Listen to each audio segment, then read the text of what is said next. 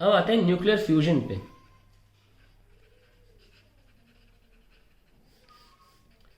It is a process in which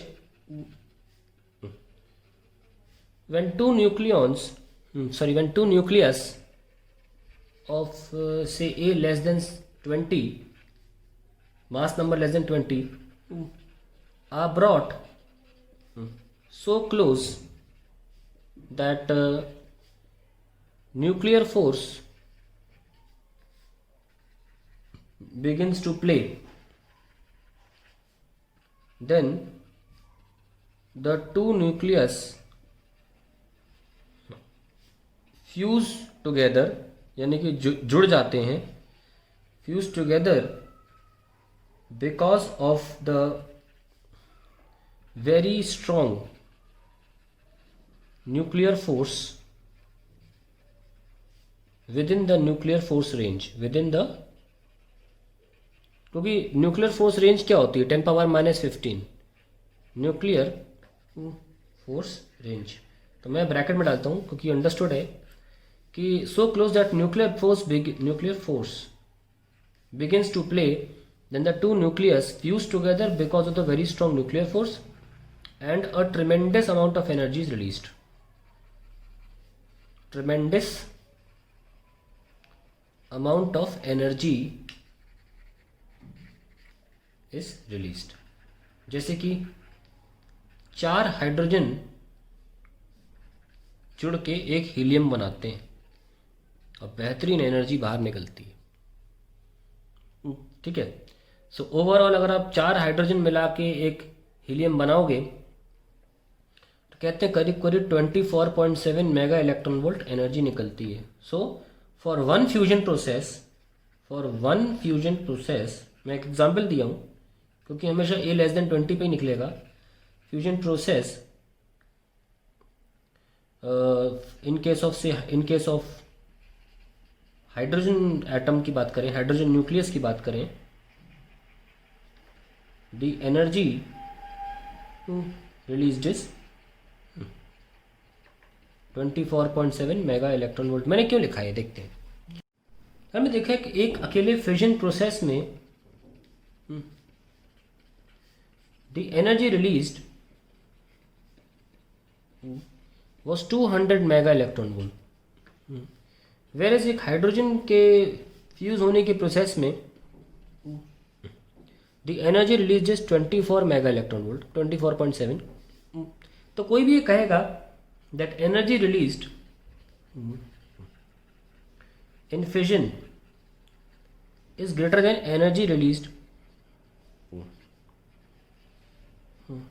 in fusion.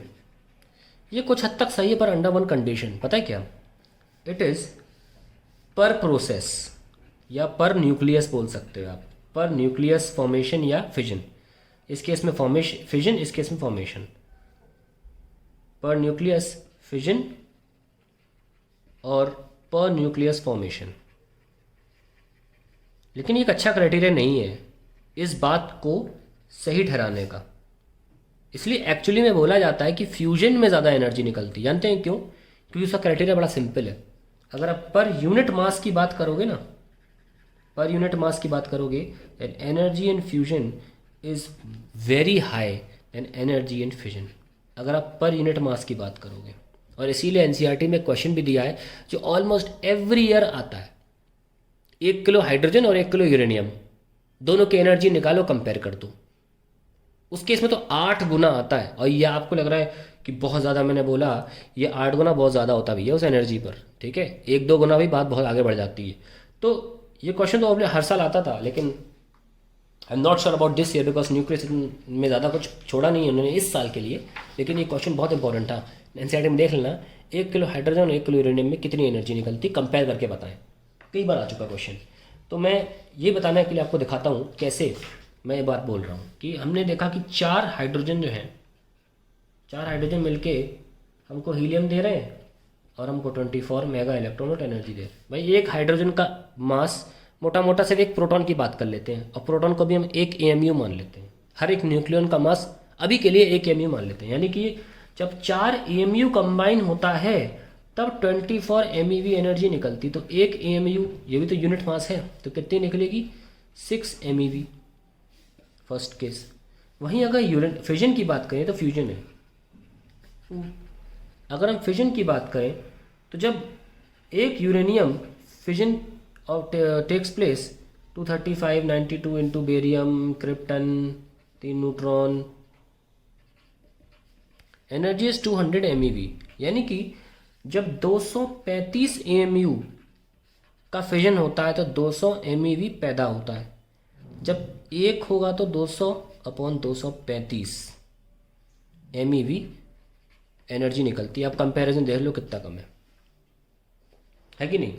अगर मैं 240 भी मान लूँ इसको तो कितना है? 55 ज़ा 56 ज़ा 5/6 MeV अप्रॉक्सीमेटली आ रहा है, ये 6 आ रहा है। कंपेयर करोगे आपको दिख जाए कितना है, डिवाइड करके देख लीजिए। 6/5/6 आई गेट 24/5, करीब करीब 5 गुना यहीं से निकल रहा है ना 1 AMU पे। तो आप देख सकते हैं कि per unit mass should be the criteria and it is the criteria. That is why it is said कि फ्यूजन में एनर्जी ज़्यादा निकलती है। अब एक इंटरेस्टिंग बात बताता हूँ मैं आपको। सन जो है उसमें फ्यूजन होता रहता है हाइड्रोजन का, fusion of hydrogen to helium, और इसी की वजह से सन एनर्जी छोड़ पाता है। सोचिए, और कितने सालों से छोड़ रहा है एनर्जी, इतना लेवल का फ्यूजन कैसे हो रहा है? Let me make you understand this process. Sun में जो फ्यूजन रिएक्शन हो रही है, जो मैंने आपकी लिखी भी थी कि 4 हाइड्रोजन मिलकर एक हीलियम बनाते हैं, वही प्रोसेस की बात की जा रही है यहाँ पे। पहले देखते हैं सन किस रेट पर हमको एनर्जी देता है। Sun gives energy at the rate of 4×10⁻26 watt, यानी कि ये भी लिख सकते हैं 26 जूल पर सेकेंड। बड़ी घातक एनर्जी है। तो सन जो है इस लेवल पे हमें एनर्जी दे रहा है। ये एनर्जी कहाँ से मिलती होगी भाई? जब 4 हाइड्रोजन तुम जब जोड़ोगे, 4 हाइड्रोजन जोड़ोगे, हीलियम बनेगा, तो भैया कुछ मास डिफेक्ट भी तो होता है। एनर्जी वो आइंस्टीन वाली इक्वेशन, ये mass defect into c² that is equal to 4×10⁻26। अगर आप देखना चाहते हो कि मास कितना सन का हर एक सेकंड कम हो रहा है, हर एक सेकंड कितना मास सन अपना खोता है इतनी एनर्जी देने के लिए, कितने हर एक सेकंड निकाल सकते हैं। 3×10⁻8 का स्क्वायर दैट इज 4×10⁻26 अपॉन 9×10⁻16। ये अप्रॉक्सीमेटली आता है सॉल्व होकर 4.4 अप्रॉक्स 936, हाँ 10 की पावर, ये मैंने 16 लिखना चाहिए था, कितना आ जाएगा 0.44, तो ये 6 आ जाएगा। ठीक है, 6 क्यों आएगा, 10 है और 9 आ जाएगा, 9 kg। भाई साहब कितना है, बिलियन kg पर सेकंड। यानी कि सन लूजेज मास इक्वल टू 5 ले लो, 5 बिलियन kg पर सेकंड। भाई साहब इतना सन अपना मास हर सेकंड खोता है, तब जाके दे पा रहा है आपको इतनी एनर्जी। तो सन को तो मर जाना चाहिए था, पर ऐसा नहीं है भाई साहब। सन का मास बहुत ज़्यादा है। जानते सन का मास कितना है? 2×10⁻30। निकाल लो, निकाल के देखते हैं कितना साल लगेगा। In how many years sun will die, let us see. भाई एक सेकंड में कितना निकाला था? 5×10⁻9। गायब होने में 1 सेकंड लगता है, तो 2×10⁻30 kg गायब होने में कितना टाइम लगेगा? 10⁻9 तो 2×10⁻30, ये देखो 0.4 10⁻21, यानी कि 4×10⁻20 या 20 सेकेंड्स लगेंगे। ठीक है, तो अब इसको हम ईयर में कन्वर्ट कर लेते हैं। 3.16 10⁻7 सेकेंड्स में 1 साल होते हैं, तो 4×10⁻20 सेकेंड्स में कितने साल होंगे? 1/3 ले लो अप्रॉक्सीमेटली, इंटू 7 इंटू 4×10⁻20, 1.33 आया 10⁻13। इसको भी आप करीब करीब 1 ले लो, ऑर्डर पे मेंटेन रखो बात अपनी, ईयर्स। यानी कि 10,000 तब जाके 9 आएगा ना। 10,000 बिलियन ईयर्स उम्र है सन की। कितनी है? 10,000 बिलियन साल उम्र है सन की। कहते हैं कि 5,000 बिलियन ईयर्स तो हो ही चुका है सन के पैदा होते हुए, अभी 5,000 बिलियन ईयर्स और बाकी रह गया है।